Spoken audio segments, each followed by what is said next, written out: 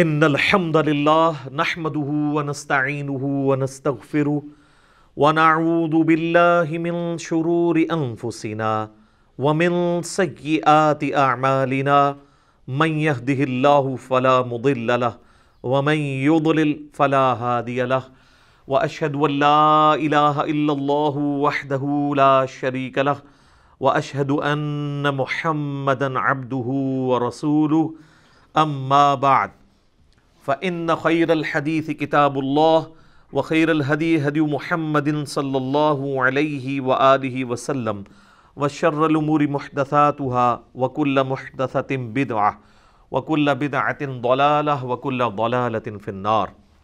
أعوذ بالله السميع العليم من الشيطان الرجيم من همزه ونفخه ونفثه. بسم الله الرحمن الرحيم. رب اشرح لي صدري ويسر لي امري واحلل عقدة من لساني يفقهوا قولي. بسم الله الرحمن الرحيم. ان الله وملائكته يصلون على النبي يا ايها الذين آمنوا صلوا عليه وسلموا تسليما. اللهم صل على محمد وعلى آل محمد كما صليت على ابراهيم وعلى آل ابراهيم انك حميد مجيد. اللہم بارک علی محمد وعلی آل محمد کما بارکت علی ابراہیم وعلی آل ابراہیم انک حمید مجید. اللہم ربنا آتنا فی الدنیا حسنہ وفی الآخرۃ حسنۃ وقنا عذاب النار. ربنا آتنا من لدنک رحمۃ وہیئ لنا من امرنا رشدا. لا الہ الا انت سبحانک انی کنت من الظالمین. حسبنا اللہ ونعم الوکیل ولا حول ولا قوة الا باللہ العلی العظیم. یا حی یا قیوم برحمتک استغیث. الحمدللہ آج 29 مارچ 2020 کی قرآن کلاس نمبر 22 کی اسٹوڈیو ریکارڈنگ ہونے جا رہی ہے انشاءاللہ تعالی. آج ہم سورۃ البقرہ کی آیت نمبر 142 سے آغاز کریں گے اور یہیں سے پارہ نمبر 2 کا آغاز بھی ہو رہا ہے. پارہ نمبر اینڈ جو ہوا تھا پچھلا 1 نمبر پارہ، اس میں تحویل قبلہ کا جو مضمون ہے وہ سٹارٹ ہو چکا ہوا ہے.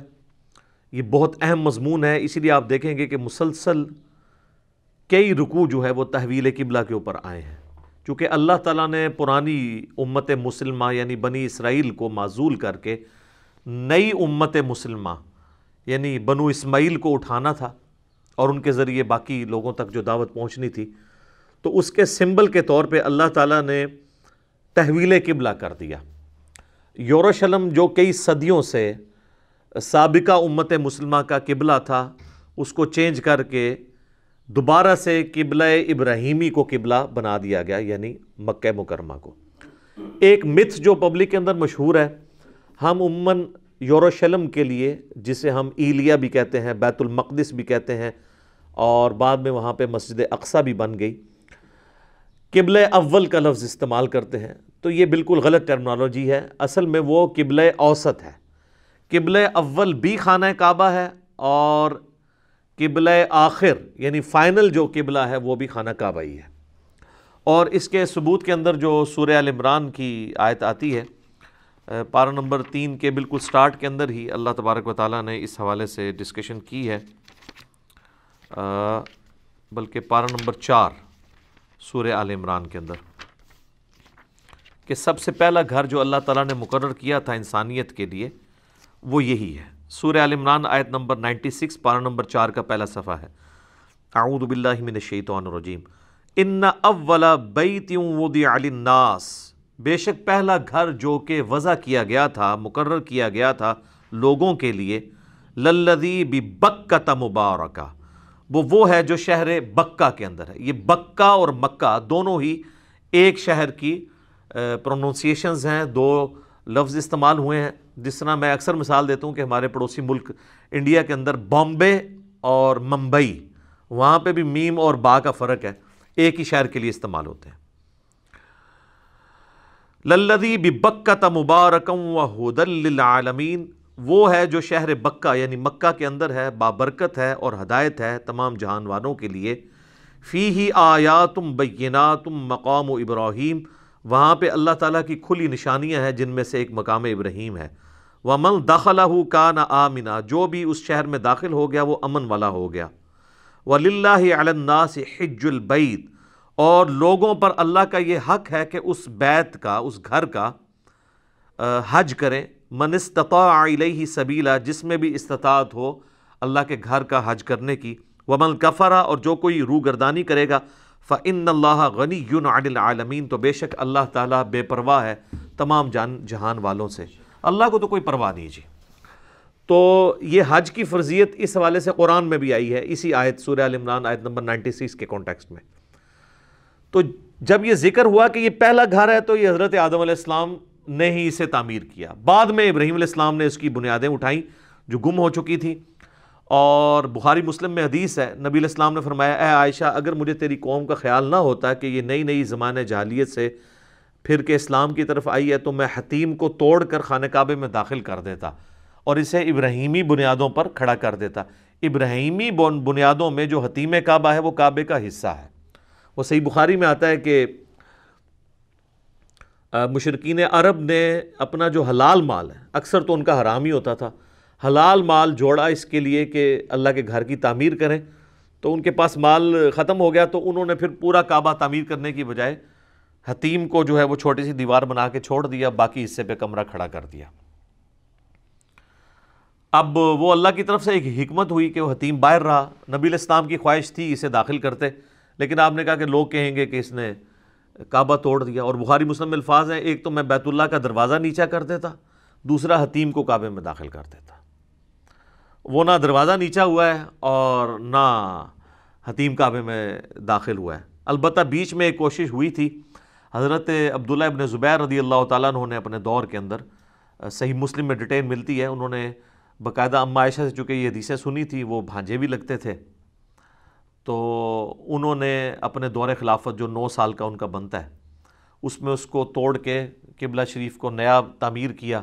پھر بعد میں جب حجاج ابن یوسف نے ان کو شہید کیا تو اس نے ضد میں آ کے قبلہ کو دوبارہ سے توڑ کے بنایا اور اس میں پھر حتیم کو باہر نکال دیا۔ عبد الملک بن مروان اس وقت خلیفہ تھا بنو امیہ کا، حجاج ابن یوسف اس کا گورنر تھا حجاز میں اور عراق کے اندر۔ اس کو جب بعد میں پتہ چلا کہ یہ تو نبی علیہ السلام کی بھی خواہش تھی تو اس نے پھر کہا افسوس، یہ صحیح مسلم میں الفاظ ہیں، اگر مجھے پہلے پتہ ہوتا تو میں حجاج ابن یوسف کو کبھی اجازت نہ دیتا کہ وہ بیت اللہ کو توڑے عبداللہ ابن زبیر کی ضد میں۔ بہرحال پھر خلیفہ منصور کے زمانے کے اندر، یعنی جب بنو عباس کی حکومت آئی تو دوبارہ انہوں نے ارادہ کیا کہ ہم حتیم کعبہ کو کعبے میں داخل کر دیتے ہیں۔ تو امام مالک رحمہ اللہ تعالیٰ چونکہ وہ کافی اثر و رسوخ رکھتے تھے علمی طور پہ، انہوں نے پھر منصور کو مشورہ دیا کہ یہ کام تم نہ کرو، ورنہ یہ حکمرانوں کی کھیل بن جائے گا۔ کل کو کسی اور کی حکومت آئے گی تو وہ بنو عباس، بنو امیہ، یہ خاندانوں کی ٹسل کو سمجھتے ہوئے کعبے کو توڑتے اور بناتے رہیں گے۔ چونکہ نبی علیہ السلام نے بھی فتنے کے ڈر سے اس کو روک دیا تھا، تم بھی اس سے رک جاؤ، تو وہ آج تک خانہ کعبہ اسی طریقے سے، حجاج ابن یوسف نے جو تعمیر کیا تھا حتیم کعبہ جو ہے وہ خانہ کعبہ سے باہر ہی ہے۔ بل وہ ہم جیسے مسکینوں کے لیے ایک اللہ کی طرف سے نعمت ہے۔ آج بھی آپ دیکھیں وہ کعبے کا دروازہ کتنا اونچا ہے، وہ قد آدم سے بھی اونچا ہے، کم از کم 8-9 فٹ ہے۔ آپ یعنی یوں ایک 6 فٹ کا بندہ بھی ہاتھ رکھے تو جسٹ اس کی دہلیز تک پہنچتا ہے۔ صرف حکمرانوں کے لیے وہ سیڑھیاں لگائی جاتی ہیں، وہ پہلے بھی یہی کچھ ہی ہوتا تھا۔ تو عام لوگوں کو ایک ایسے کعبے میں داخل ہونے دیتے ہیں جس طرح آج کل صرف حکمرانوں کو جانے دیتے ہیں۔ تو یہ اللہ کی طرف سے کرم ہوا ہے کہ عام آدمی بھی کعبے کے اندر کھڑے ہو کے نماز پڑھ سکتا ہے۔ حتیم کعبہ میں کھڑا ہو تو وہ کعبے کے اندر ہے۔ اب حتیم چونکہ کعبے کا حصہ، لہٰذا حتیم میں کھڑے ہو کے آپ کسی بھی طرف منہ کر کے نماز پڑھیں، جیسا کہ قبلے کے اندر بھی اکثر لوگ پوچھتے ہیں کہ خانہ کعبے کے اندر چلے جائیں تو کس طرح منہ کر کے نماز پڑھیں گے۔ جب آپ کعبے کے اندر چلے جائیں گے تو آپ جس طرح مرضی منہ کر کے نماز پڑھیں۔ بخاری مسلم میں حدیث ہے، حضرت بلال حبشی رضی اللہ تعالیٰ عنہ کہتے ہیں کہ میں نے نبی علیہ السلام کو خود دیکھا ہے خانہ کعبے کے اندر نماز پڑھتے ہوئے۔ اچھا، بخاری مسلم میں اور حدیث ہیں، کچھ صحابہ جو وہ انکار کرتے ہیں کہ نبی علیہ السلام نے کبھی بھی کعبے کے اندر نماز نہیں پڑھی، ہمیشہ باہر ہی پڑھی ہے۔ تو اس سے محدثین نے ایک بہت بڑا ایک رول اخذ کیا ہے علم حدیث کا، کہ اگر دو صحابہ اپوزٹ سٹیٹمنٹس دے رہے ہوں تو جو صحابی اس کام کے ہونے کی تصدیق کرے نا اس کی بات کو فوقیت ہوگی، اور جو انکار کرے اس کی بات چھوڑ دی جائے گی، کیونکہ انکار تو لا علمی کی بنیاد پہ بھی ہو سکتا ہے، لاجیکل ہے۔ جس طرح کہ صحیح بخاری میں موجود ہے، عبداللہ بن عمر کہتے ہیں کہ میں نے نبی علیہ السلام یا ان کے صحابہ کو کبھی بھی مغرب سے پہلے 2 نفل پڑھتے ہوئے نہیں دیکھا، اور دوسری طرف بخاری مسلم میں کئی احادیث ہیں کہ صحابہ کرام مغرب سے پہلے 2 نفل پڑھا کرتے تھے، بعد میں حضور نے کہا کہ جس کی مرضی پڑھ لے، جس کی مرضی نہ پڑھے۔ تو اب عبداللہ بن عمر کے فتوے کو چھوڑ دیا جاتا ہے کیونکہ ان کا فتویٰ اگنورنس کی وجہ سے ہے۔ اب جس نے دیکھ لیا وہ تو نہیں جھوٹ بول رہا۔ اب اگر حضرت بلال یہ کہہ رہے ہیں کہ میں نے نبی علیہ السلام کو خود کعبے کے اندر نماز پڑھتے ہوئے دیکھا ہے، تو جو کہہ رہے ہیں میں نے نہیں دیکھا، تو ظاہر ہے وہ بھی ٹھیک کہہ رہا ہے کہ اس نے نہیں نہ دیکھا، اس کا یہ مطلب تو نہیں کہ یہ نہیں ہوا تھا۔ تو یہ ایک بہت بڑا علم حدیث کا مسئلہ بھی اس سے اخذ کیا گیا۔ بل نبی علیہ السلام نے وہ باقاعدہ پھر حدیث میں آتا ہے کہ وہ ستونوں کے پاس نماز پڑھی، قبلے کے اندر کوئی چلا جائے، اس یعنی چوکور خانہ کعبہ جسے ہم کہتے ہیں، وہ جو اس وقت آلموسٹ آپ سمجھ لیں مربع شکل کا ہے، سکوئر شکل کا ہے، ابھی بھی خیر مکمل سکوئر نہیں ہے، اور اگر حتیم شامل کر لیا جائے تو پوری ایک پرفیکٹ مستطیل بنتی ہے، ریکٹینگولر۔ اس کے اندر اگر کوئی داخل ہو جائے تو جس مرضی دیوار کی طرف منہ کر کے نماز پڑھ سکتا ہے۔ حتیم بھی چونکہ قبلے کا حصہ ہے، لہٰذا حتیم میں بھی کوئی شخص کسی طرح منہ کر کے بھی نماز پڑھے وہ کعبے کے اندر کھڑا ہے۔ لیکن ہمارے اسلاف کا طریقہ یہی رہا ہے کہ جب وہ حتیم میں نماز پڑھتے تھے تو وہ پھر اس بلڈنگ کی طرف منہ کر کے نماز پڑھتے تھے، اور اس میں لاجک بھی ایک عام آدمی جو ہے وہ مطلب جس کو یہ پتہ ہی نہیں ہے وہ تو پکڑ کے اس کا قبلہ ہی صحیح کرواتا رہے گا، ٹھیک ہے، لاجیکل ہے۔ اور دوسرا اس اعتبار سے بھی لاجیکل ہے کہ اس وقت جو قبلہ ہے نا جی، اس کی میجارٹی بلڈنگ تو اس بلڈنگ میں آئی ہوئی ہے، تھوڑا حصہ باہر ہے، تو اگر آپ سینٹر لگائیں نا تو وہ سینٹر بلڈنگ کے اندر ہی آتا ہے۔ اوورال بلڈنگ کا اگر سینٹر کیلکولیٹ کیا جائے تو اس میں اگر کوئی شخص کھڑا ہے قبلے کے اندر جائے اور قبلے کے سینٹر کی طرف منہ کر کے نماز پڑھے تو ایک لاجیکل ہے یہ چیز۔ تو بہرحال یہ جو قبلہ ہے یہ مسلمانوں کا قبلہ اول بھی خانہ کعبہ ہے، کیونکہ نبی علیہ السلام جب تک حرمین میں جب پہلے تھے، مکے میں ہجرت سے پہلے، تو قبلے کی طرف منہ کر کے نماز پڑھتے تھے۔ بل اس میں روایتوں میں آتا ہے کہ نبی علیہ السلام جو ہے وہ مستجاب دیوار کی طرف کھڑے ہوتے تھے، جو 70 انبیاء کا مصلی ہے یہ والا، جو حتیم کے اپوزٹ سائڈ پہ، اگر آپ پاکستان کی طرف سے دیکھ رہے ہیں یا انڈیا کی طرف سے دیکھ رہے ہیں تو یہاں پہ خانہ کعبے کا دروازہ آئے گا، یہاں پہ مقام ابراہیم ہے، اس کارنر پہ حجر اسود ہے، اور یہ جو ہے حتیم والی جگہ ہے۔ یعنی پاکستان سے اگر آپ ایریل ویو دیکھ سکیں نا سامنے تو آپ کو یہ ساری جگہ نظر آئیں گی۔ تو یہاں پہ 70 انبیاء کا مصلی ہے، جو کہ رکن یمانی سے حجر اسود تک، جو ابو داؤد میں آتا ہے کہ نبی علیہ السلام طواف کے دوران یہاں پہ دعا پڑھتے تھے، ربنا آتینا فی الدنیا حسنہ وفی الآخرۃ حسنۃ وقنا عذاب النار۔ تو یہ والی جو دیوار ہے، اگر اس طرف کوئی بندہ کھڑا ہونا تو اس کا رخ اس قبلے کی طرف تو ہوتا ہی ہے۔ جو بیت المقدس ہے وہ اس دیوار کے بالکل اپوزٹ سائڈ کے اوپر ہے، دونوں قبلوں کی طرف آپ کا منہ ہو جاتا ہے۔ اس لیے تو نبی علیہ السلام کو پھر بعد میں حکم دیا گیا، حضرت عمر کا بھی مشورہ تھا، اور صحیح بخاری مسلم میں آتا ہے اللہ تعالیٰ نے آیات نازل کر دی کہ وَاتَّخِذُوا مِن مَّقَامِ إِبْرَاهِيمَ مُصَلَّىٰ، جو ہم پہلے پڑھ چکے ہیں کہ ابراہیم کے کھڑے ہونے کی جگہ کو اپنا مصلی بناؤ۔ اب ابراہیم کے کھڑے ہونے کی جگہ تو یہ تھی، اگر ابراہیم کے کھڑے ہونے کی جگہ بنائی جائے تو بیت المقدس تو رائٹ سائڈ پہ رہ جاتا ہے۔ تو یہ بھی قرآن میں اشارہ ہے کہ ابراہیم کا بھی قبلہ کون سا تھا؟ خانہ کعبہ۔ تو اس سے یہ بات پتہ چلی کہ ابراہیم علیہ السلام تک قبلہ خانہ کعبہ تھا، اس کے بعد بنی اسرائیل کے لیے انہی کی اولاد میں اسے یروشلم کیا گیا، اور پھر یروشلم سے دوبارہ قبلہ اول بنا دیا گیا اسے۔ تو یروشلم جو ہے قبلہ اوسط ہے، درمیانی قبلہ، کیونکہ اگر مقام ابراہیم یہ ہے تو مقام ابراہیم اگر یہاں پہ ہوتا پھر تو میں مان جاتا کہ دونوں قبلوں کی طرف منہ کرتے تھے۔ جب مقام ابراہیم ہے ہی ایسی جگہ کے اوپر ہے کہ جب صرف اسی قبلے کی طرف منہ ہو سکتا ہے، تو ابراہیمی قبلہ بھی خانہ کعبہ ہے، اور قرآن میں اس کا اشارتاً آگے ذکر بھی آئے گا کہ یہ اہل کتاب کو یہ پتہ ہے کہ اصل ابراہیمی قبلہ یہی ہے۔ اور اب آپ دیکھو گے جب یہ قبلہ چینج ہوگا نا تو یہ پھر تمہیں جو ہے تنگ کرنا شروع کریں گے۔ بڑے پیارے الفاظ ہیں، اور خصوصاً جو لوگ دعوت و تبلیغ کے کام میں جڑے ہیں ان کے لیے اس میں بڑی حکمت کے پھول ہیں کہ آپ نے اپنے ٹارگٹ کو سیٹ کر کے کام کرتے جانا ہے۔ جو بھونکنے والے لوگ ہیں نا ان کے منہ جو ہے نا، وہ اللہ تعالیٰ تو اپنے بارے میں بھی کہہ رہا ہے کہ میں بھی تمہیں اتنا ہی سمجھا سکتا ہوں جتنا سمجھا دیا، ان کے منہ تو بند نہیں ہو سکتے، اللہ ہے کہ اللہ تعالیٰ زبردستی کسی کو گونگا کر دے، باقی یہ چینج نہیں ہو سکتے، کیونکہ دنیا میں اللہ نے کھلی چھٹی دی ہوئی ہے۔ تو ٹینشن نہ لی جائے، یہاں پہ مسلمانوں کو کہا جائے گا، اتنے پیارے الفاظ ہیں یہ زبردست کہ جس میں مسلمانوں کو یہ گائیڈ لائنز ملتی ہیں کہ وہ جو پنجابی چسی محاورہ بولنے ہیں نا کہ آٹا گوندے ہیں ہلدی کیوں ہے، تو آٹا گوندنے کے لیے ہلنا تو پڑے گا، جب آپ ہلیں گے تو وہ یہ کہیں گے کہ ہل رہی کیوں ہے، جب ہلنا چھوڑ دیں گے آٹا نہیں گوندا جائے گا، پھر کہیں گے جی آٹا گوند، تو کس طرف جائیں؟ تو انسان پھنس جاتا ہے۔ تو اس میں اشارہ یہ بھی آئے گا کہ ابراہیمی قبلہ یہی تھا، ہم نے دوبارہ کر دیا قیامت تک کے لیے۔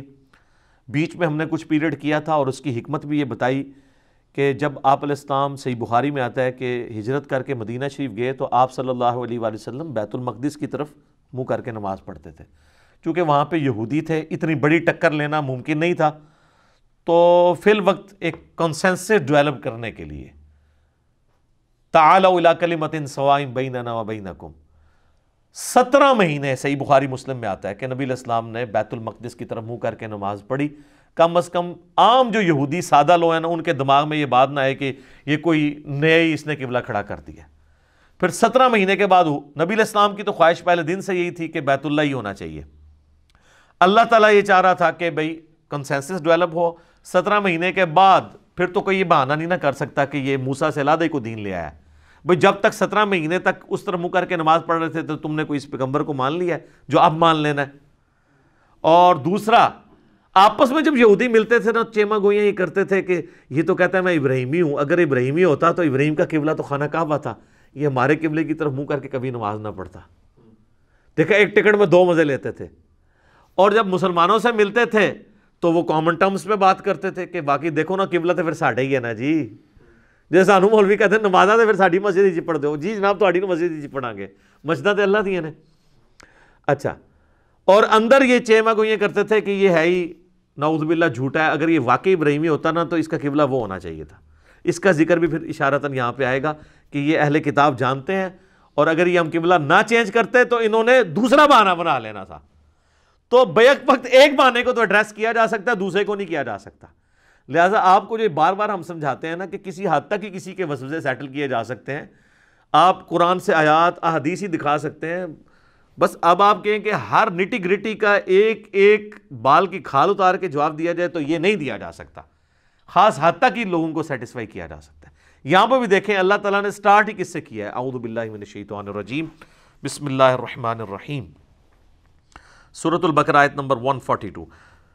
سَيَقُولُ السُّفَهَاءُ مِنَ النَّاسِ، ان قریب لوگوں میں سے جو بے وقوف لوگ ہیں، لائی لگ لوگ، وہ کہیں گے ما وَلَّاهُمْ عَنْ قِبْلَتِهِمُ الَّتِي كَانُوا عَلَيْهَا، کس نے مسلمانوں کو اس قبلے سے پھیر دیا جس کی طرف یہ منہ کر کے نماز پڑھ رہے تھے؟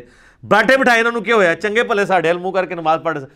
اچھا، تو اللہ کے بندوں، جو تم چیما گوئیاں کرتے تھے کہ یہ ابراہیمی ہے تو اس قبلے کی طرف، اب اس قبلے کی طرف اگر ہو گئے ہیں تو اب تمہیں کیا تکلیف ہے؟ بخاری مسلم میں آتا ہے کہ نماز عصر کے بعد یہ آیات نازل ہوئی تھی نبی علیہ السلام پہ، وہ اگلی آیات آ رہی ہیں جن میں تحویل قبلہ ہوا، پھر آپ نے اناؤنسمنٹ کر دی۔ یہ ویسے پبلک میں ایک بہت مشہور واقعہ ہے کہ نبی علیہ السلام نماز پڑھ رہے تھے تو 2 رکعتیں ہو گئی تھیں ظہر کی یا عصر کی، پھر آپ صفیں چیرتے ہوئے آئے، وہ پہلی صف والے آخری صف بن گئی، آخری صف پہلی۔ یہ بخاری مسلم میں تو ایسا نہیں ہے، واضح الفاظ ہیں بخاری مسلم دونوں کے اندر کہ نماز کے بعد آپ نے یہ اناؤنسمنٹ کی۔ البتہ یہ بخاری مسلم میں ایک اور حدیث ملتی ہے کہ انصار مدینہ نماز پڑھ رہے تھے کسی اور جگہ پہ، تو ان کو نہیں پتا تھا، دوسرے ایک صحابی وہاں سے گزرے تو انہوں نے بتایا کہ یہ تو کل آیات نازل ہوئی ہیں تو تم لوگ اپنا قبلہ بدلو، تو انہوں نے اسی وقت اپنا قبلہ بدل لیا۔ وہ واقعہ الگ سے ہے۔ تو اب اللہ تعالیٰ نے پہلے تو اینٹی وینم دیے نا جی، شہنشاہی جو اللہ کی ہے وہ والا جواب، قُلْ لِلَّهِ الْمَشْرِقُ وَالْمَغْرِبُ، اے نبی فرماؤ مشرق اور مغرب سب اللہ کے ہیں، اللہ کی مرضی جس طرح منہ کروائے کسی کو، تمہارا کیا لینا دینا، چاہے یورشلم ہو چاہے وہ بیت اللہ ہو، دونوں اللہ کے ہیں۔ اچھا، اور واقعی وہ بالکل اپوزٹ ڈائریکشن میں ہے۔ مسجد قبلتین ابھی بھی مدینہ شریف میں موجود ہے، جو لوگ عمرے پہ جاتے ہیں نا، اور مدینہ شریف میں وہ جو زیارتیں کروائی جاتی ہیں ان میں ایک مسجد قبلتین ہے۔ مدینہ شریف میں یہ حال ہے کہ ایگزیکٹ 180 ڈگری ہے، یعنی اگر قبلہ شریف اس طرف ہے نا تو بیت المقدس بالکل اس کے اپوزٹ ہے، 180 ڈگری۔ اور اس کا ثبوت یہ ہے کہ حرم مکہ میں جو مزاب رحمت ہے نا، آپ کو پتا جو حتیم میں گرتا ہے، خانہ کعبہ کا جو چھت سے بارش کا پانی جس پر نالے سے گرتا ہے اسے مذاب رحمت کہتے ہیں۔ خیر لوگوں نے بڑے عقیدے اس سے وابستہ کیے، وہ سونے کا بنا ہے، کہتے ہیں ادھر تھلے جو نہ حلو جنتی ہو جائے گا، وہ کہتے ہیں جو خانہ کعبے کی چھت سے، تو وہ حالانکہ سورہ توبہ میں اللہ نے واضح فرمایا ہے کہ یہ لوگ مشرکین عرب یہی کہتے تھے کہ دیکھو حاجیوں کی خدمت ہم کرتے ہیں، یہ کعبے کے متولی ہیں۔ اللہ نے فرمایا کہ اللہ پر ایمان لانا، آخرت پہ ایمان لانا، اس کے پیغمبروں کے ماننے کو انہوں نے کعبے کی خدمت کے ایکویلنٹ سمجھ لیا ہوا ہے، اصل دین تو وہ ہے۔ اچھا وہ مذاب رحمت ہے نا، جو مذاب رحمت کا رخ جو ہے مدینہ شریف کی طرف ہے، تو وہ جو صوفی ٹائپ لوگ ہیں وہ کہتے ہیں کہ یہ خانہ کعبہ خود اشارہ کر رہا ہے کہ اصل قبلہ وہ ہے، تو وہ مدینہ شریف کی طرف اگر روح ہے تو میں نے آپ کو پہلے بتایا کہ یہ جو مستجاب جو مسلح، یہ دیوار جو ہے یہ 70 انبیاء کا مسلح ہے، تو وہ اس مسلح کا پریکٹیکل رخ مدینہ شریف کی طرف بھی ہے، بیت المقدس کی طرف ہے، لہٰذا یہ پتہ چل گیا کہ مدینہ شریف اس طرف ہے، ٹھیک ہے۔ اب مدینہ شریف بھی اس طرف ہے اور بیت المقدس بھی اس طرف ہے، پہلے مدینہ آئے گا، بیت المقدس تو اس کے آگے آئے گا، تو لہٰذا اگر مدینہ یہاں پہ ہے تو مدینہ شریف میں کعبہ اس طرف ہوگا اور بیت المقدس اس طرف، بالکل 180 ڈگری۔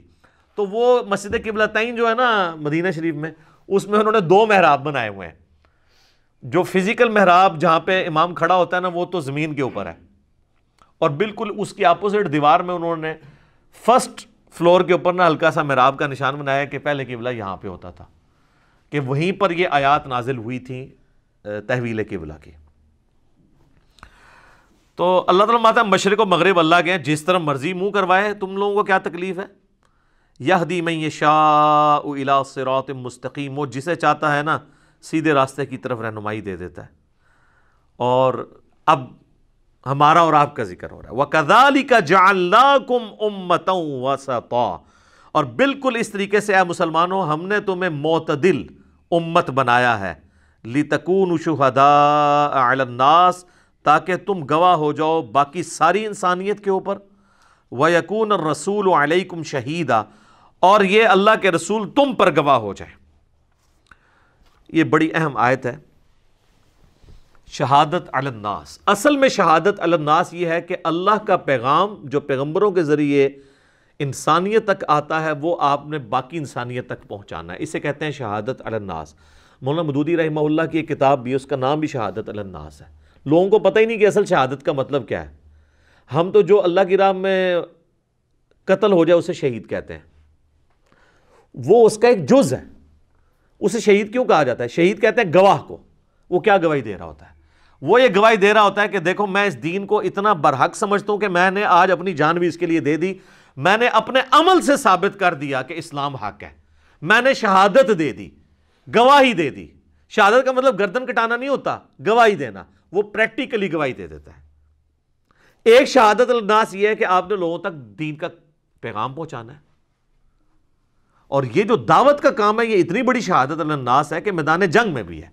بخاری مسلم دونوں میں حدیث ہے، مولا علی کہتے ہیں جب مجھے نبی علیہ السلام نے خیبر کے لیے روانہ کیا تو مجھے یہ نصیحت کی تھی کہ اے علی پہلے ان کو دعوت دینا، اگر تیری وجہ سے ایک بندے نے بھی اسلام قبول کر لیا تو تیرے لیے سرخ اونٹوں سے بہتر ہوگا۔ تو میدان جنگ میں بھی شہادت الناس ہے لوگوں کو دین کی دعوت دینا۔ کافروں کے خلاف جب بھی جنگیں ہوئی ہیں بعد میں، رومنز کے خلاف یا پرشینز کے خلاف، اس میں بھی پہلے جو ہے مسلمان یہی دعوت دیتے تھے کہ تم اسلام قبول کر لو، تم ہمارے بھائی ہو گے، ہم سینئر جونیئر کا فرق بھی نہیں کریں گے تمہارے ساتھ۔ نبی علیہ السلام نے جتنے خطوط لکھے ہیں اس میں بھی یہی چیزیں لکھی ہیں۔ تو یہ شہادت علی الناس تھی۔ تو یہاں بتایا جا رہا ہے کہ یہ امت جو ہے یہ شہادت علی الناس کرنے والی پوری انسانیت کے لیے، کیوں کہ ختم نبوت کی وجہ سے اب قیامت تک کوئی پیغمبر نہیں آئے گا، اب پیغمبروں والا کام کس نے کرنا ہے؟ اس امت نے۔ کنتم خیر امت اخرجت للناس تأمرون بالمعروف وتنہون عن المنکر وتؤمنون باللہ، تم بہترین امت ہو جو لوگوں کے نفع کے لیے نکالی گئی ہو، نیکی کی طرف لوگوں کو بلاتے ہو، برائی سے روکتے ہو اور اللہ پر ایمان لاتے ہو۔ ایمان تیسرے نمبر پہ ذکر ہوا ہے، کیونکہ ایمان ہے ہی اس کا کامل ہے جو لوگوں کو برائی سے روکے اور اچھائی کی طرف بلائے، پیغمبروں والا کام کرے۔ تو یہ امت ہے پیغمبروں والا کام کرنے والی۔ تو ہمیں شہادت علی الناس، وما ارسلناک الا کافۃ للناس بشیرا ونذیرا، اے نبی علیہ السلام ہم نے آپ کو پوری انسانیت کے لیے ڈر سنانے والا اور خوشخبری سنانے والا بنا کے بھیجا ہے۔ وما ارسلناک الا رحمۃ للعالمین، پوری انسانیت کے لیے رحمت بنا کے بھیجا ہے۔ بخاری مسلم میں حدیث ہے کہ اللہ تعالیٰ نے مجھے 5 خوبیاں ایسی دی ہیں جو کسی اور پیغمبر کو نہیں دی۔ نمبر 1، اللہ تعالیٰ نے مجھے پوری انسانیت کے لیے پیغمبر بنا کے بھیجا ہے، اگلے انبیاء اپنی اپنی قوموں اور قبیلوں کے لیے ہوتے تھے۔ نمبر 2، پوری زمین میرے لیے سجدہ گاہ بنا دی گئی ہے، پہلے لوگ صرف مسجد میں نماز پڑھ سکتے تھے، میرا امتی جہاں چاہے وہ نماز پڑھ سکتا ہے۔ نمبر 3، اللہ تعالیٰ نے مال غنیمت میرے لیے حلال کر دی ہے، مجھ سے پہلے کسی کے لیے حلال نہیں ہوا تھا۔ جو جنگ میں کافر سامان چھوڑ جاتے ہیں نا، مال غنیمت اسے کہا جاتا ہے۔ غنیمت یعنی مقصد یہ نہیں حاصل کرنا تھا فالتو چیز، وہ ایک میدان میں رکھتے تھے، آسمان سے ایک بجلی آ کے اسے جلا دیتی تھی، اللہ کے حضور جہاد قبول، اس امت کے لیے اسے حلال کر دیا گیا۔ نمبر 4، 1 مہینے کی مسافت سے اللہ تعالیٰ نے میری مدد کی ہے، میں 1 مہینہ دور ہوں نا تو میرا روب اللہ نے کافروں کے اوپر ڈال دیا یہ۔ اور نمبر 5، مجھے اللہ تعالیٰ نے شفاعت کی جو دولت عطا کی ہے کہ قیامت والے دن شفاعت کا دروازہ میرے ہاتھوں پہ کھلے گا۔ اس کے علاوہ بھی مسلم شریف میں ایک اور بھی آتی ہے، ایک اور طریق کے اندر، کہ مجھ پہ ختم نبوت اللہ تعالیٰ نے کر دی ہے۔ ایک اور آتی ہے الفاظ مسلم شریف میں، مجھے اللہ نے جوامع کلمات کے ساتھ بھیجا ہے۔ بات میں مختصر کرتا ہوں لیکن اس کا مفہوم بڑا گہرا ہوتا ہے۔ انما الاعمال بالنیات، ایک ہی حدیث کافی ہے، اس پہ سینکڑوں صفحوں کی کتابیں لکھی جا سکتی ہیں۔ تو میرا ایک یوٹیوب پہ کلپ بھی ہے، بہت پہلے اپلوڈ ہوا تھا، نبی صلی اللہ علیہ وآلہ وسلم کی 8 خصوصیات، اس میں میں نے ساری سکیٹرڈ فارم میں اکٹھی کر کے بتائی تھی۔ بخاری مسلم میں جو نبی علیہ السلام کی خصوصیات ذکر ہوئی ہیں، ان میں یہ ٹاپ آف دا لسٹ ہے خصوصیت کی پوری انسانیت کے لیے۔ اچھا، اور نبی علیہ السلام ہم پر گواہ ہیں، کیوں؟ ہم پہ شہادت علی الناس کا فریضہ کس نے سر انجام دیا ہے؟ نبی علیہ السلام نے۔ بخاری مسلم میں آتا ہے آپ کا جو یوم النحر کا خطبہ ہے، جو 10 ذوالحجہ کو آپ نے دیا، ایک یوم عرفہ کو دیا، وہ بخاری مسلم میں نہیں ہے، وہ مسند احمد میں ہے، جس میں نبی علیہ السلام نے کہا کہ کسی کالے کو گورے پر، کسی گورے کو کالے پر کوئی فوقیت حاصل نہیں ہے، تم سب آدم کی اولاد ہو، آدم مٹی سے بنائے گئے تھے، اللہ کے نزدیک تقوی والا ہی جو ہے وہ اس کی اہمیت ہے۔ جو بخاری مسلم میں خطبہ ہے نا، وہ آپ کو مشکات کی 2ری جلد میں حج والے چیپٹر میں ملے گا، وہ یوم النحر کا خطبہ ہے۔ نبی علیہ السلام نے یوم عرفہ سے اگلے دن قربانی والے دن منی میں ایک خطبہ دیا تھا، وہ خطبہ بخاری و مسلم میں ہے، جس میں الفاظ ہیں کہ زمانہ گھوم گھما کے وہیں پر واپس آ گیا ہے جہاں سے انسانیت کا اللہ نے آغاز کیا تھا، کہ سال بھر میں 12 مہینے ہیں، ان میں سے 4 حرمت والے ہیں۔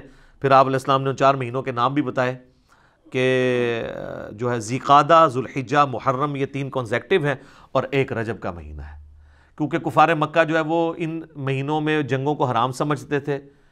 شریعت ابراہیمی کی ٹوٹی پوٹی فارم چل رہی تھی، لیکن وہ جب انہوں نے جنگ کرنی ہوتی تھی تو وہ جس کو کہتے ہیں نا کتے کو حلال کرنے والی بات، وہ مہینوں کو آگے پیچھے کر دیتے تھے۔ تو نبی علیہ السلام کی بعثت کی برکت سے اتنی دفعہ انہوں نے آگے پیچھے کیا، وہ خود بخود اپنی جگہ پہ واپس آ گیا۔ تو حضور نے کہا کہ زمانہ گھوم گھما کے وہیں پہ واپس آ گیا۔ اب جس سال میں حج کر رہا ہوں نا، 10 ذوالحجہ، آج کی ڈیٹ میں 10 ذوالحجہ 10 ہجری میں، یہاں پہ اب جو مہینے یہ سیٹلڈ ہیں، یہ واقعی اپنی اصلی جگہ پہ آ چکے ہیں، یہ اللہ کی طرف سے ایک ایسا معاملہ ہوا۔ ان میں سے 4 مہینے حرمت والے ہیں۔ پھر نبی علیہ السلام فرمایا بتاؤ آج کون سا دن ہے؟ تو صحابہ کرام خاموش، کہا اللہ اس کا رسول بہتر جانتے ہیں، یہ کون سا مہینہ ہے، یہ کون سی جگہ ہے؟ تو صحابہ کہتے ہیں ہم خاموش اس لیے ہوئے، ہمیں پتہ تو تھا، ہم خاموش اس لیے ہوئے کہ شاید اللہ کے نبی علیہ السلام اس کو چینج کرتے ہیں۔ پھر آپ فرمایا کہ یہ کیا ذوالحجہ کا حرمت والا مہینہ نہیں ہے، اور یہ یوم النحر قربانی کا بابرکت دن نہیں ہے، اور کیا یہ مکہ، شہر مکہ نہیں ہے حرمت والا؟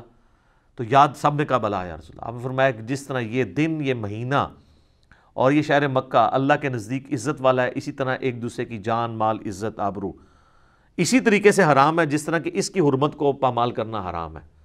پھر آپ علیہ السلام فرمایا کہ دیکھنا تم میرے بعد گمراہ نہ ہو جانا کہ ایک دوسرے کی گردن مارنے شروع کر دو، اور زمانہ جاہلیت کی تمام رسومات میں اپنے قدموں کے نیچے روندتا ہوں۔ اور پھر آپ علیہ السلام نے فرمایا کہ کیا میں نے اللہ کا پیغام تم تک پہنچا دیا؟ تو سب نے کہا بلا یا رسول اللہ، آپ نے پہنچا دیا، بلکہ آپ نے حق ادا کیا۔ پھر آپ علیہ السلام نے 3 دفعہ آسمان کی طرف شہادت کی انگلی اٹھا کے 3 دفعہ صحابہ کی طرف کی اور کہا اللہم اشہد، یہ وہی شہادت علی الناس، اللہم اشہد، اللہم اشہد، اے اللہ گواہ رہنا، گواہ رہنا، گواہ رہنا، یہ مان رہے ہیں کہ میں نے پیغام پہنچا دیا۔ پھر آپ علیہ السلام کے الفاظ ہیں بخاری مسلم میں، اب تمہاری ذمہ داری ہے کہ اس پیغام کو ان لوگوں تک پہنچا دو جو یہاں پہ موجود نہیں ہیں۔ بسا اوقات جنہیں بات پہنچائی جا رہی ہوتی ہے وہ زیادہ یاد رکھنے والے ہوتے ہیں بنسبت ان کے جو بات پہنچا رہے ہوتے ہیں۔ اور محدثین جب یہ حدیث بیان کرتے تھے تو کہا کرتے تھے صدق رسول اللہ، واقعی رسول اللہ نے سچ کہا تھا کہ قرآن تو عرب میں آیا، نبی علیہ السلام تو عرب میں آئے، لیکن اللہ نے خدمت جو ہے وہ اجمیوں سے دی۔ آپ دیکھ لیں ہمارے احادیث کے جتنے بڑے بڑے امام ہیں یہ سب کے سب اجمی ہیں۔ امام بخاری جو ہیں وہ رشیا سے ہیں، امام مسلم جو ہیں وہ ایران سے ہیں، آج بھی وہاں پہ آپ کو نیشا پور جگہ ملے گی جہاں پیدا ہوئے۔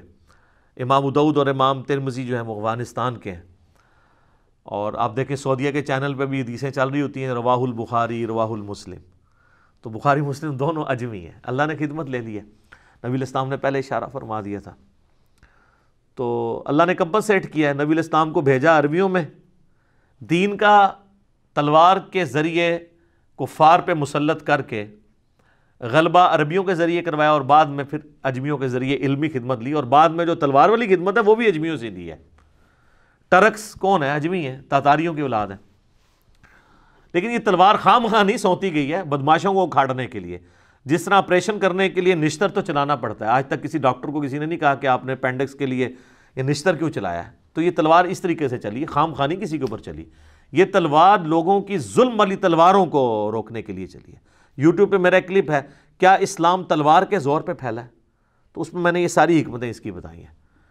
بل اس آیت کے کانٹیکسٹ میں جو سورہ البقرہ کی آیت نمبر 143 ہے، شہادت علی الناس، کہ نبی علیہ السلام ہم پر گواہ ہیں اور ہم پوری انسانیت پہ، یہ شہادت علی الناس حاضر و ناظر نہیں ہے، کیونکہ وہ شہید کا انا ارسلناک شاہدا و مبشرا و نذیرا، اس کا ترجمہ اعلیٰ حضرت نے کیا ہے کہ اے نبی علیہ السلام ہم نے آپ کو حاضر و ناظر اور خوشخبری سنانے والا اور ڈر سنانے والا بنا کے بھیجا۔ وہ کہتے ہیں شاہد کا مطلب ہے گواہ، گواہی تو دیتا ہی وہ ہے جو وہاں پہ موجود ہو، اور اگر وہاں پہ موجود نہیں فزیکلی تو روحانی طور پہ موجود ہو۔ تو میں نے اس پہ ڈیٹیل لیکچر دیا، مسئلہ نمبر 7، 2 گھنٹے میں ان کے سارے وصف سے جو قرآن و سنت سے یہ پیش کرتے ہیں نا، ایک ایک کر کے سیٹل کیے ہیں، وہ 1000 لوگوں کی توبہ کا سبب وہ لیکچر بنا ہے، مسئلہ نمبر 7 کے نام سے۔ تو یہاں پہ اعلیٰ حضرت نے بھی ترجمہ صحیح کیا، انہوں نے یہ ترجمہ کیا کہ ہم نے تمہیں معتدل امت، بہترین امت بنایا تاکہ تم گواہ بنو اگلی امتوں پر اور باقی لوگوں پر، اور یہ نبی تم پر گواہ بنے۔ اب یہاں پہ حاضر و ناظر ترجمہ اس لیے نہیں کیا کہ یہ ترجمہ پھر یہ بننا تھا تاکہ یہ امت حاضر و ناظر ہو جائے باقی امتوں کے اوپر اور رسول اللہ تم پر، تو پھر بڑے حاضر و ناظر تو امت ہو گئی یہ والی، یہ امت زیادہ بڑی حاضر و ناظر ہوگی ساری امتوں پہ۔ تو یہاں پہ انہوں نے کیا ترجمہ کیا؟ گواہ کا۔ اچھا، اسی لیے میں کہتا ہوں ترجمہ آپ کوئی بھی پڑھ لیں، جس نے ڈنڈی ماری ہے نا وہ خود پکڑا جاتا ہے۔ اعلیٰ حضرت خود اپنے ترجمے میں پکڑے گئے ہیں، یہاں پہ انہوں نے ترجمہ ٹھیک کیا۔ اسی طریقے سے سورہ حج کی آیت نمبر 78 جو ہے ملت ابیکم ابراہیم وسماکم المسلمین، وہاں پہ بھی یہ الفاظ ہیں، یہ پارہ نمبر 17 جہاں پہ اینڈ ہوتا ہے نا سورہ حج، اعوذ باللہ من الشیطان الرجیم، وجاہدوا فی اللہ حق جہادہ هو اجتباکم وما جعل علیکم فی الدین من حرج، وہی اللہ ہے جس نے تمہیں چن لیا ہے اور تمہارے دین میں کوئی تنگی نہیں رکھی۔ ملت ابیکم ابراہیم، پیروی کرو اپنے باپ ابراہیم کی ملت کی، ہوا سماکم المسلمین، جس نے تمہارا نام مسلمان رکھا تھا، مسلم صفت نہیں، نام، من قبل وفی ھذا، اس قرآن کے نزول سے پہلے ابراہیم نے رکھا اور اللہ نے اس میں تمہارا نام مسلم رکھ دیا۔ لیکون الرسول شہیدن علیکم، تاکہ رسول اللہ تم پر گواہ بن جائیں، وتکونوا شہداء علی الناس، اور تم باقی لوگوں پر گواہ بن جاؤ۔ یہاں پہ بھی اعلیٰ حضرت نے ترجمہ کیا گواہ، حاضر و ناظر نہیں کیا، یہ سیم وہی آیت ہے۔ وَأَقِیمُوا الصَّلَاةَ وَآتُوا الزَّکَاةَ، اور قائم رکھو نماز کو اور ادا کرو زکوٰۃ، وَاعْتَصِمُوا بِاللَّهِ، اور چمٹ جاؤ اللہ سے، اور اللہ سے چمٹنا کیا ہے؟ وَاعْتَصِمُوا بِحَبْلِ اللَّهِ جَمِيعًا وَلَا تَفَرَّقُوا، قرآن جو غدیر خم کی حدیث میں قرآن اور اہل بیت صحیح مسلم میں آیا، یہ اللہ کی رسی ہے قرآن۔ وَمَوْلَاكُمْ، وہی تمہارا پشت پناہ ہے، فَنِعْمَ الْمَوْلَى وَنِعْمَ النَّصِيرُ، تو کیا ہی خوب مولا ہے اور کیا ہی بہترین مددگار ہے وہ اللہ۔ تو ان 2 جگہ پر سورہ البقرہ کی آیت نمبر 143 اور سورہ حج کی آخری نمبر آیت 78، دونوں جگہ اعلیٰ حضرت نے بھی حاضر و ناظر ترجمہ نہیں کیا بلکہ گواہ کیا ہے۔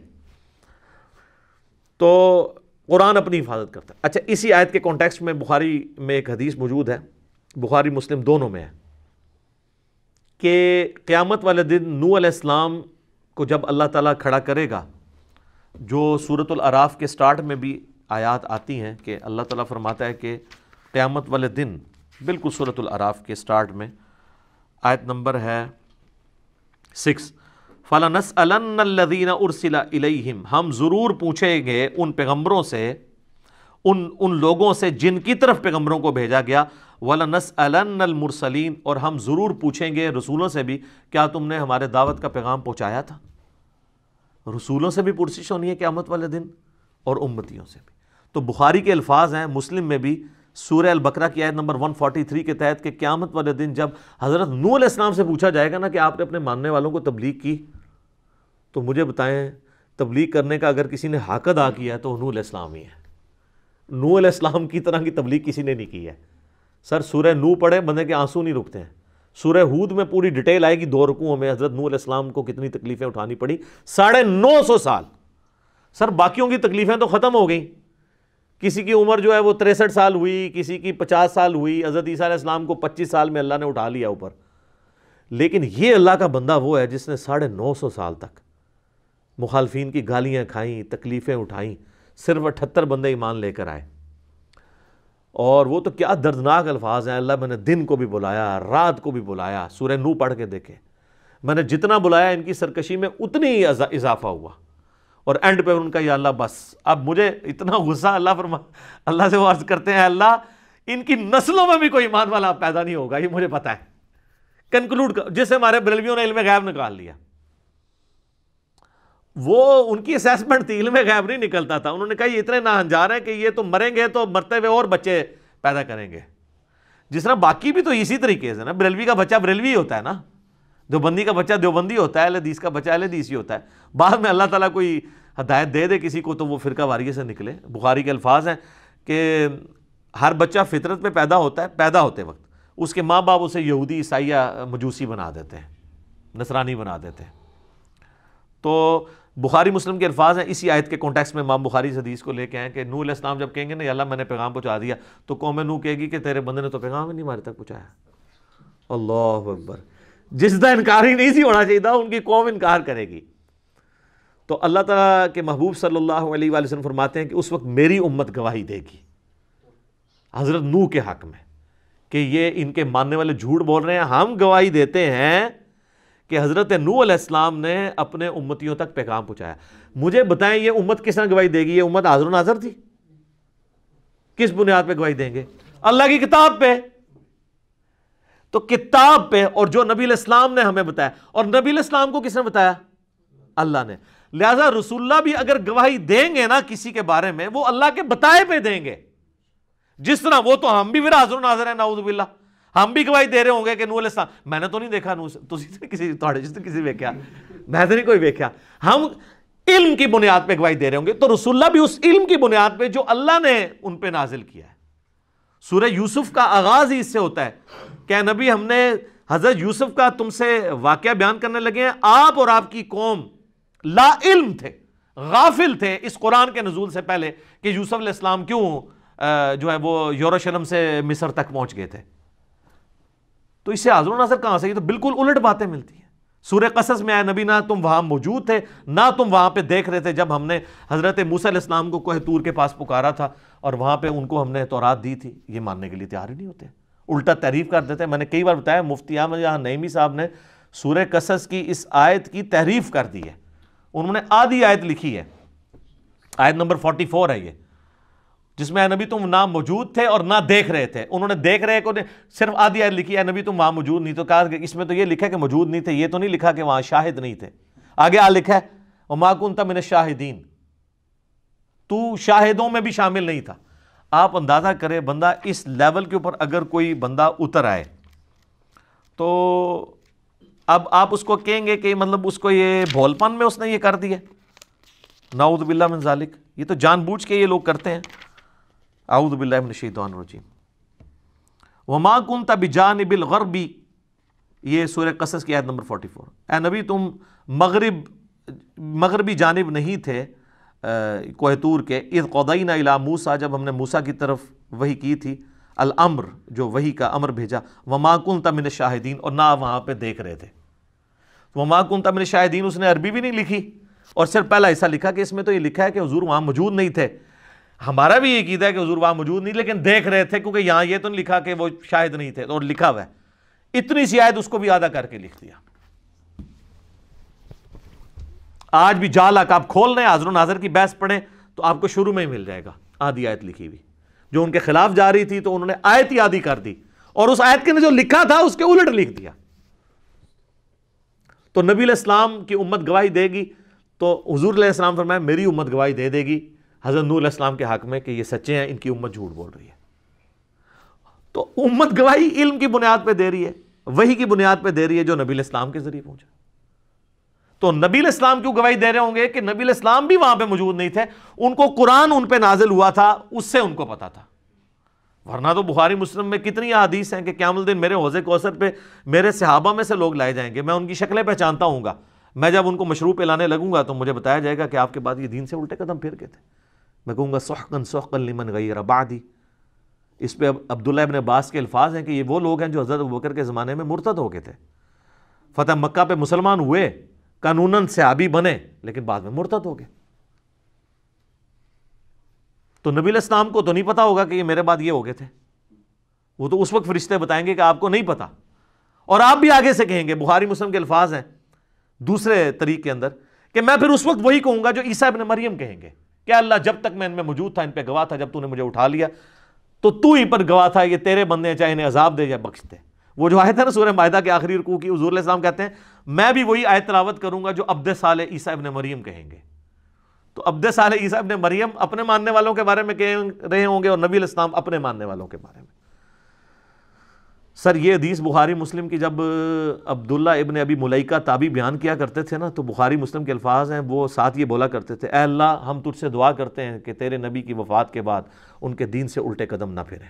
وہ ساتھ دعا کیا کرتے تھے حدیث روایت کر کے، اور ان کی دعا بخاری مسلم میں روایت ہوئی ہے۔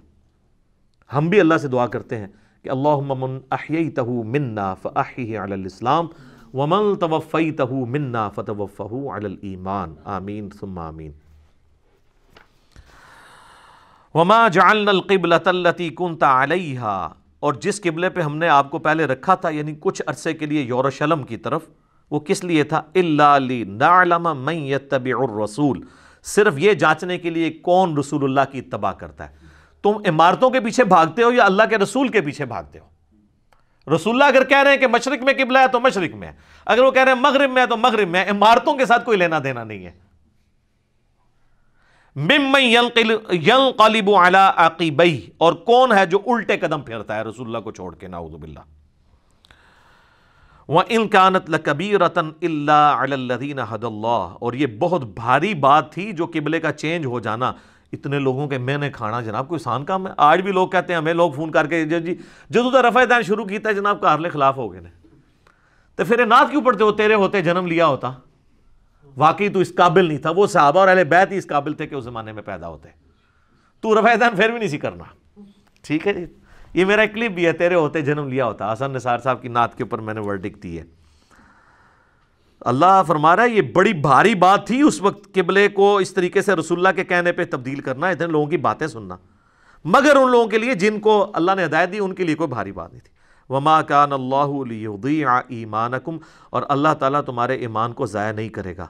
یہ کیوں تھا؟ اس وقت یہ چیما گوئی بھی شروع ہوگی کہ جو 17 مہینے سے نمازاں پڑھ دینا وہ غلط ہو گئی نا، وہ بھی اللہ نے کلیئر کیا کہ بھئی وہ اللہ کے حکم سے تھی، وہ کوئی ضائع نہیں ہوئی ہے، وہ بھی ٹھیک ہے، یہ بھی ٹھیک ہے، کیونکہ اس وقت اللہ نے وہ قبلہ بنایا تھا، اب یہ اللہ نے واپس قبلہ اول کو واپس کر دیا قبلہ اوسط سے۔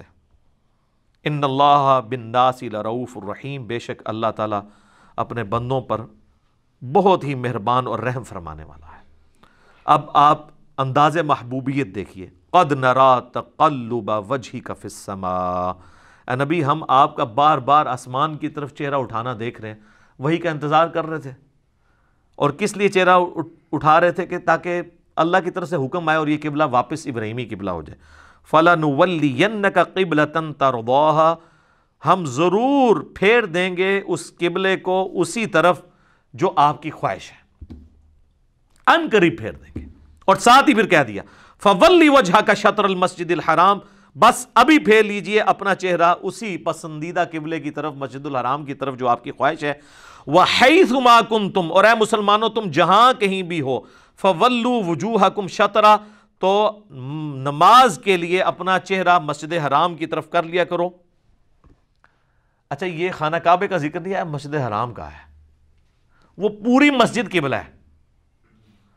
مسجد کے اندر جو کھڑا ہوگا نا اس کے لیے قبلہ وہ چوکور عمارت ہے، لیکن جو مسجد کے باہر ہے نا اس نے صرف مسجد کی طرف منہ کرنا ہے تو اس کا قبلہ ہو گیا مسجد حرام، ورنہ وہ قبلہ تو وہ ایک 55 فٹ کی ایک عمارت ہی ہے نا چھوٹی سی، لیکن مسجد حرام کو کہا گیا وہ پوری مسجد۔ وَحَيْثُ مَا كُنْتُمْ، اور تم جہاں کہیں بھی ہو تم نے اپنا چہرہ اسی مسجد کی طرف کرنا ہے۔ وَإِنَّ الَّذِينَ أُوتُوا الْكِتَابَ لَيَعْلَمُونَ أَنَّهُ الْحَقُّ مِنْ رَبِّهِمْ، یہ وہی بات جو میں نے تمہید میں بتائی تھی، اور بے شک جو اہل کتاب ہیں وہ یہ جانتے ہیں کہ یہ جو کچھ ہو رہا ہے یہ بالکل حق بات یہی ہے کہ قبلہ اصل میں ابراہیمی یہی ہے جو اب تمہارا ہم نے کر دیا۔ وَمَا اللَّهُ بِغَافِلٍ عَمَّا يَعْمَلُونَ، اور اللہ کو ان کے کرتوتوں سے کوئی غفلت نہیں، اللہ کو پتہ ہے یہ چیما گوئیاں اندر کرتے ہیں کہ اگر یہ ابراہیمی تھا تو قبلہ ہمارا کیوں لے رہا ہے، ان کو اندر سے یہ بات پتہ ہے کہ یہ حق بات یہی ہے، جس طرح لوگوں کو پتہ ہے کہ اندر بخاری مسلم کے اندر کیا لکھا ہوا ہے، تو اسی لیے وہ پھر آپ کو علماء آپ کے کہتے ہیں کہ اس کو پڑھنا نہیں ہے گمراہ ہو جاؤ گے، کیونکہ ان کو پتہ ہے کہ ایک کتابوں کا خدا اور ہے اور بابوں کا خدا اور۔ اچھا لہٰذا یہ بھی بات پتہ چلی اس سے کہ یہ جو شرعی مسئلہ ہے کہ آپ نے قبلہ رخ ہو کے نماز پڑھنی ہے، ویسے تو اجماع امت سے بھی ہمیں پتہ ہے، یہ قرآن کے اندر بھی مسئلہ آ گیا اور یہ 3 دفعہ آیت ریپیٹ ہوگی آگے چل کے کہ جب کبھی کہیں نماز کے لیے کھڑے ہو مسجد الحرام، اور یہ مسلمانوں کی یونٹی کا سمبل ہے۔ میں کہتا ہوں 2 مسلمانوں کے یونٹی کے سمبل ہیں، نمبر 1 عربی زبان، اسی میں حکمت ہے کہ عربی میں نماز پڑھی جائے، نماز کے بعد آپ جو مرضی کریں دعائیں جس مرضی، لیکن نماز یونٹی، تاکہ اگر ایک چائنی پڑھ رہا ہے نا سورۃ الفاتحہ تو وہ عربی میں پڑھ رہا ہو تو پیچھے جو پاکستانی کھڑا ہے اس کو چائنی نہیں آتی، لیکن جو وہ پڑھ رہا ہے دونوں ایک پیج کے اوپر ہے، اور دوسرا مسلمانوں کی یونٹی کا سمبل قبلہ ہے۔ ورنہ تو آپ دیکھیں آپ کہیں نماز پڑھنے لگیں تو وہاں پہ بھی مختلف رائے ہوگی، کوئی صاف اس طرح بچھا دے گا کوئی اس طرح بچھا دے گا، اب کبھی یہ لڑائی ہوئی ہے؟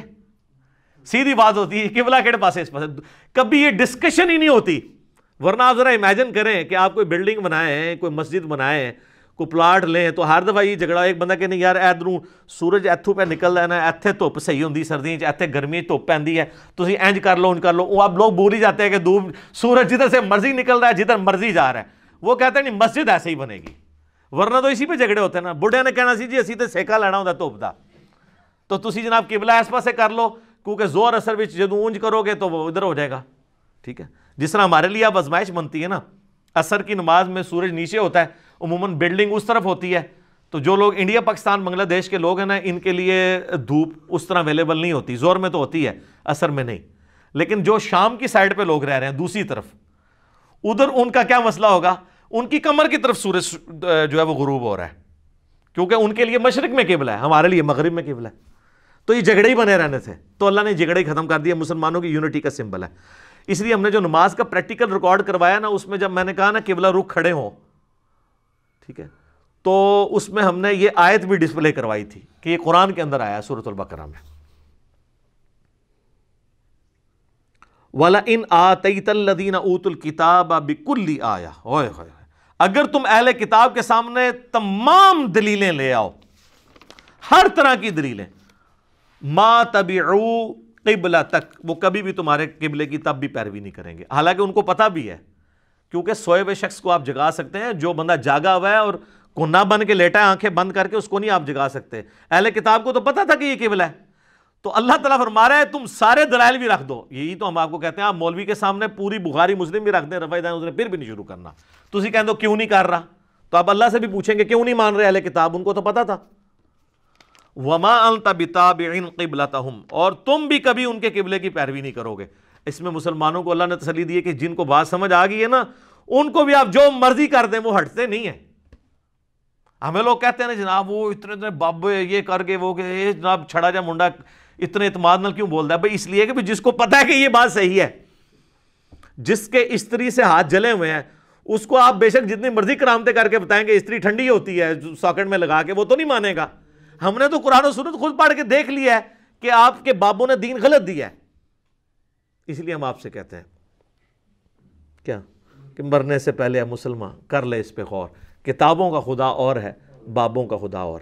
اچھا یہ جو لوگ کہتے ہیں نا علی اتنے کانفیڈنس سے بولتا ہے، یہ قرآن بھی کہہ رہا ہے کہ جس طرح وہ کانفیڈنٹ ہے نا اپنی جہالت پہ، تو اے ایمان والو تم بھی کبھی ان کے قبلے کی پیروی نہیں کرو گے. تمہیں یہ بات اللہ نے جب نازل کر دی ہے تم بھی اب ان کی بات نہیں مانو گے. کیوں؟ کیونکہ ظاہر ہے تم علمی کتابی ہو، تمہیں تو پتہ ہے کہ یہ وحی میں نازل ہو گیا. وما بعضهم بتابع قبلۃ بعض، اور بعض کی قبلے کو ماننے والے نہیں ہوتے. ولا ان اتبعت اهواءهم من بعد ما جاءك من العلم، اور اے نبی بالفرض اگر آپ نے بھی ان یہود و نصارہ کی خواہشات کی پیروی کی بعد اس کے کہ آپ کے پاس العلم آ چکا ہے قرآن کی شکل میں بفرض محال، انک اذا لمن الظالمین، تو اے نبی آپ بھی ظالموں میں شمار ہوں گے. اچھا یہ واحد کے صیغے کے ساتھ خطاب ہے. اسی لیے اعلیٰ حضرت جب اس طرح کی آیات آتی ہے نا تو آپ کو پتہ ہے وہ ترجمے بدل دیتے ہیں. یہ آیات کافی دفعہ قرآن میں اے سننے والے، وہ کہتے ہیں مخاطب تمہیں کیا جا رہا ہے، رسول اللہ کے لیے ہم کریں گے تو گستاخی ہو جائے گی.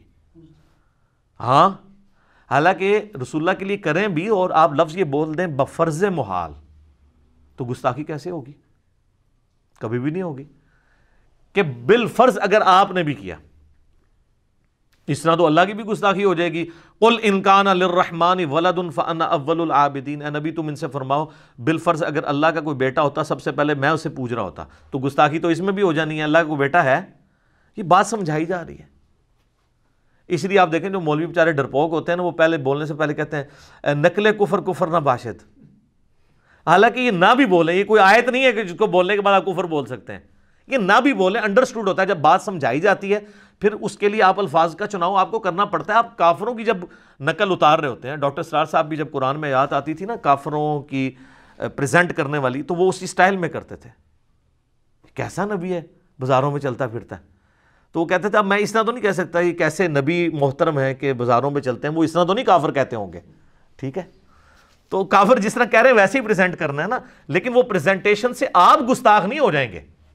ٹھیک ہے، یہ ذہن میں رکھنا ہے. تو یہاں پہ بھی نبی الاسلام کی مبارک ذات کے ذریعے باقی امت تک بھی یہ بات پہنچائی جا رہی ہے کہ آپ نے اگر کتاب و سنت کے چھوڑ کے کسی کی پیروی کی تو آپ ظالم ہو. تو سر یہی تو ہم آپ سے کہہ رہے ہیں دوسرے انداز میں کہ مرنے سے پہلے اے مسلمان کر لے اس پہ غور. کتابوں کا خدا اور ہے، بابوں کا خدا اور. یہ کتابوں کی پیروی کا، یہ العلم کیا ہے؟ بابے نہیں، پیغمبر کی تعلیمات کتاب و سنت. الحمدللہ. الذین آتیناہم الکتاب، وہ لوگ جنہیں کتاب دی گئی ہے، یعرفونہ کما یعرفون ابناءہم، وہ اس قبلے کو ویسے جانتے ہیں جیسے اپنے بچوں کو جانتے ہیں. قبلے کے لیے بھی ہے، رسول اللہ کے لیے بھی ہے کہ یہ وہی آخری پیغمبر ہیں. ان کی کتابوں میں پروفیسیز موجود تھیں جو میں نے قرآن کلاس ہماری شروع کی 6 ہیں اس میں میں نے بتایا کہ آج بھی جو ٹیمپرڈ فارم میں بھی تورات اور انجیل ہے، انجیل مقدس کے نام سے چھپی ہوئی اولڈ ٹیسٹمنٹ اور نیو ٹیسٹمنٹ، اس میں پروفیسیز موجود ہیں. تو نبی علیہ السلام کو وہ اس طرح پہچانتے ہیں جس طرح ان کو اپنی اولاد کا پتہ ہے. یہ ابراہیمی قبلہ ہونا خانہ کعبے کا وہ ایسے پہچانتے ہیں کہ جس طرح اپنی اولاد کو پہچانتے ہیں. وَإِنَّ فَرِيقًا مِّنْهُمْ لَيَكْتُمُونَ الْحَقَّ وَهُمْ يَعْلَمُونَ، اور ان میں ایک گروہ ایسا ہے کہ جو جان بوجھ کر حق کو چھپاتا ہے جبکہ وہ جانتا ہے کہ حق ہی ہے. اور یہ گروہ کون سا ہے؟ علماء کا. پبلک تو بیچاری جانتی نہیں تھی، اسی لیے اللہ نے کہا ایک گروہ ہے جس کو پتہ بھی ہے. آج پبلک کو پتہ ہے بخاری مسلم، اب تو خیر پتہ چل گیا ہے ساری ویڈیوز ہی برکت. آج تو کچھ عرصہ پہلے لوگوں کو پتہ تھا کہ بخاری مسلم میں کیا لکھا ہوا ہے؟ کو بتاتا تھا؟ نہیں بتاتے تھے. علماء کو بہرحال پتہ ہوتا تھا. یہاں پہ بھی کہا جا رہا ہے کہ ان میں ایک گروہ ہے جو جان بوجھ کے حق چھپاتا ہے، یعنی جو کتاب کا علم رکھنے. اس کا مطلب ہے کہ علماء یہود والا کردار ان علماء میں بھی منوان ویسے ہی ہے جو بخاری مسلم میں حدیث ہے. تم میں وہی خرابیاں پیدا ہوں گی جو اگلوں میں ہوئی، قدم با قدم بالشت بار بالشت تم اسی راستے پہ چل پڑو گے. صحابہ نے پوچھا یہ اگلوں سے مراد کیا؟ یہود و نصارہ. آپ نے فرمایا اگر وہ مراد نہیں تو اور کون سے لوگ مراد ہیں؟ تو وہی خرابیاں پیدا ہو گئی ہیں. الحق من ربک، اے نبی الاسلام یہ حق ہے آپ کی طرف سے جو نازل ہوا ہے. یہ تحویل قبلہ والا معاملہ، فلا تکونن من الممترین، تو دیکھنا آپ نے شک کرنے والوں میں شامل نہیں ہونا. شک نہیں کرنا، یہ حق ہے جو آپ کی طرف آیا ہے. لوگ جتنی مرضی باتیں کریں آپ نے اپنی سچائی کے اوپر قائم رہنا ہے. وَلِكُلٍّ وِجْهَةٌ هُوَ مُوَلِّيهَا فَاسْتَبِقُوا الْخَيْرَاتِ، ہر قوم کے لیے ہم نے کوئی نہ کوئی سمت مقرر کی تھی کہ وہ اس کی طرف منہ کر کے نماز پڑھیں. یروشلم بنی اسرائیل کے لیے کیا، اب اس امت کے لیے خانہ کعبہ کر دیا. لیکن اصل اس کی روح یہ نہیں ہے کہ آپ نے اپنے چہرے دیکھنے کہ کس طرف ہو رہے ہیں. اصل روح یہ ہے کہ آپ نے یہ دیکھنا ہے کہ نیکیوں میں کون آگے بڑھتا ہے. فاستبقوا الخیرات، کون بڑھتا ہے نیکیوں میں. یعنی اب اس چکر میں نہ رہو کہ قبلہ کون سا تھا. قبلہ تو اب پتہ چل گیا، آپ نیکیاں کرو، بال کی کھال نہ اتارو. اینما تکونوا یأتی بکم اللہ، تم جہاں کہیں بھی ہوگے قیامت والے دن تمہیں اللہ جمع کر دے گا، جمیعا اکٹھا کر لے گا. ان اللہ علی کل شیء قدیر، بے شک اللہ تعالیٰ ہر چیز پر قادر ہے. ومن حیث خرجت فولی وجہک شطر المسجد الحرام، پھر رپیٹ ہوگی بات. آپ جب مکے سے باہر کسی بھی جگہ پر ہو تو آپ نے اپنا چہرہ نماز کے لیے مسجد حرام کی طرف کرنا ہے. وَإِنَّهُ لَلْحَقُّ مِن رَبِّكَ، اور یہ بے شک حق ہے آپ کے رب کی طرف سے. سر کتنا قبلے کے اوپر زور دیا جا رہا ہے. وَمَا اللَّهُ بِغَافِلٍ عَمَّا تَعْمَلُونَ، اور اللہ تعالیٰ ان اعمال سے بے خبر نہیں ہے جو تم کر رہے ہو. وَمِنْ حَيْثُ خَرَجْتَ فَوَلِّ وَجْهَكَ شَطْرَ الْمَسْجِدِ الْحَرَامِ، پھر دیکھیں تاکید، تم جہاں کہیں بھی ہو مکے کی سرزمین سے باہر تو تم نے مسجد حرام کی طرف اپنا چہرہ کرنا ہے. وَحَيْثُ مَا كُنْتُمْ فَوَلُّوا وُجُوهَكُمْ شَطْرَهُ، اور جہاں کہیں پر بھی تم ہو تم اپنا چہرہ اسی مسجد کی طرف کر. میں لگا کوئی 8-10 دفعہ مختلف انداز میں ریپیٹ ہو چکا ہے. لِأَلَّا يَكُونَ لِلنَّاسِ عَلَيْكُمْ حُجَّةٌ، یہ اس لیے ہم نے قبلہ مقرر کیا تاکہ لوگوں کے پاس تمہارے خلاف کوئی حجت نہ رہ جائے. کیا حجت؟ جو اندر یہ باتیں کرتے تھے کہ اصل قبلہ تو خانہ کعبہ تھا، یہ ہمارے طرف کر رہے ہیں، اگر یہ واقعی ابراہیمی ہوتے تو اللہ نے فرمایا یہ جو ان کی چھپی ہوئی دلیل ہے نا تمہارے خلاف، یہ قیامت تک کے لیے ختم ہو جائے. قبلہ ہم نے چینج کر دیا ہے تاکہ لوگوں کے پاس کوئی حجت نہ رہے کہ یہ واقعی ابراہیمی ہے. تو دیکھو ابراہیمی قبلہ آ بھی گیا واپس، قبلہ اول واپس آ گیا. قبلہ اول بھی کعبہ، قبلہ آخر یعنی فائنل قبلہ بھی کعبہ ہے، قبلہ اوسط یروشلم ہے. الا الذین ظلموا، یہ وہ بات جو میں نے کہی تھی. ہاں جو ظالم لوگ ہیں، فلا تخشوہم، ان سے نہیں تم نے خوف کھانا. وخشونی، تم نے میری خوف رکھنا ہے. اللہ کہہ رہا ہے جو ظالم ہے نا وہ پھر بھی دل بھائی مانتے اجتا ٹیرو کہن گے آٹا گندیا ہلدی کیوں ہے، ان کی پرواہ تم نے نہیں کرنی. وَلِأُتِمَّ نِعْمَتِي عَلَيْكُمْ، اور یہ اس لیے کہ میں تاکہ اپنی نعمت تم پر تمام کروں. وَلَعَلَّكُمْ تَهْتَدُونَ، تاکہ تم راہ راست پر قائم رہو. 151 نمبر آیت 150 آیت کے اوپر ہم کنکلوڈ کرتے ہیں انشاءاللہ. اگلی آیات چونکہ ایک ڈیفرنٹ ٹاپک ہے وہ انشاءاللہ اگلی دفعہ کریں گے. یہ دیکھ لیں وہی بات ریپیٹ ہوئی ہے کہ لوگوں کا آپ نے غم نہیں کھانا، سچائی پہ ڈٹے رہنا ہے، لوگوں نے باتیں کرنے سے باز نہیں آنا. وہ ایک گورے کا قول ہے کہ اگر میں راستے میں چلنے والے ہر بھونکنے والے کتے کا جواب دینا شروع کر دوں تو میں اپنی منزل پہ نہیں پہنچ سکتا. تو اللہ تعالیٰ نے کیا زبردست بات کی ہے، لوگوں کا آپ نے خوف خدشہ نہیں رکھنا کہ یار لوکی کی کہیں گے، اور اللہ کو پتا ہے اس کے باوجود کہیں گے. اسی لیے تو دوسرے بارے کا سٹارٹ اس سے ہو رہا ہے، ان قریب کہیں گے بے وقوف لوگ. اللہ کو پتا تھا کہیں گے، لوگ نہیں باز آتے. ٹھیک ہو گیا جی. اللہ تعالیٰ سے دعا جو حق بات میں نے کہی اللہ تعالیٰ ہمارے دلوں میں راسخ فرمائے. اگر جذبات میں میرے منہ سے کوئی غلط بات نکل گئی تو اللہ تعالیٰ ہمارے دلوں سے محو کر دے.